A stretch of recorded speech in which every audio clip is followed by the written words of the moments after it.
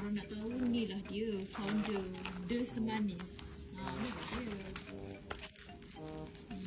Founder. Dia tengah kira stok ni. Sibuk dia. Dia lah terpaling sibuk dekat dunia ni. Kalau kat rumah ni kan, dia ni paling sibuk. Sibuk betul ni. Wow. Dia dah berbaling tu dah. Dah berak dah semua. Tak tahu dia buat apa. Tadi aku dah susun dah ni.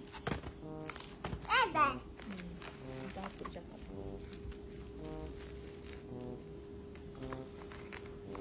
Nasib lah tuntung dia. Kau nak baling-baling ke tak apa. Benda dah bubble wrap tebal. Ni kalau blusher ni dia baling-baling aku tak tahu. Nangislah mami.